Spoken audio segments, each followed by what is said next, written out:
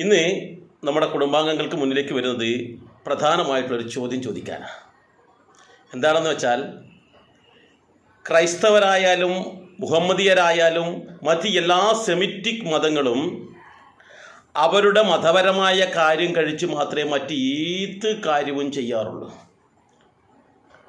അവർക്ക് രാഷ്ട്രീയമായാലും എന്തിനേറെ ജീവിതം പോലും അവരവരുടെ മതപരമായ കാര്യം കഴിഞ്ഞതിന് ശേഷം മാത്രം, അതിനപ്പുറം അവർക്കൊരു ഇതില്ല. എന്ന് വെച്ചാൽ അവർക്കെല്ലാം തന്നെ അവരുടെ ആരാധനായ മൂർത്തിയായിട്ടുള്ള അവരുടെ ദൈവമാണ്. എന്നാൽ നമ്മൾക്ക് എന്തുകൊണ്ടാണ് അങ്ങനെ അല്ലാത്തത്?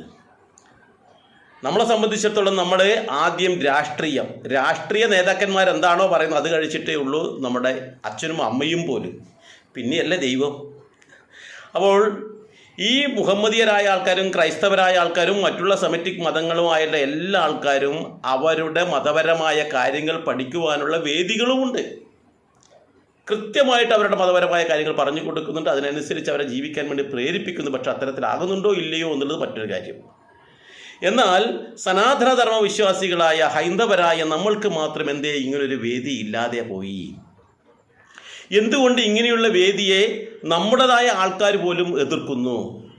ക്രൈസ്തവർക്ക് കൃത്യമായിട്ട് എല്ലാ ഞായറാഴ്ചയും വേദപാഠശാലയിൽ പോകണം എന്ന് മാതാപിതാക്കൾ നിർബന്ധിച്ചേക്കും.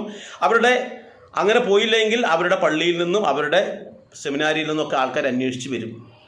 അതുപോലെ തന്നെ മുഹമ്മദിയരായ ആൾക്കാർ കൃത്യമായി അവരുടെ ഈ പാഠശാലയിൽ പോയില്ല എങ്കിൽ, മദ്രസയിൽ പോയില്ലെങ്കിൽ അവർ അന്വേഷിച്ച് വരും, അല്ലെങ്കിൽ അവർ നിർബന്ധമായിട്ട് അവിടത്തേക്ക് പറഞ്ഞയക്കും. എന്തുകൊണ്ട് ഹിന്ദുക്കൾക്ക് അങ്ങനെ പറ്റുന്നില്ല? ഒറ്റ ചോദ്യമുള്ളൂ. നിങ്ങളുടെ മക്കളെ ഇത്തരത്തിൽ നമ്മുടെ സനാതന ധർമ്മം മനസ്സിലാക്കി ജീവിക്കാൻ ആഗ്രഹിക്കുന്നവരാണോ? അവരങ്ങനെ വളരണമെന്ന് ആഗ്രഹിക്കുന്നുണ്ടോ?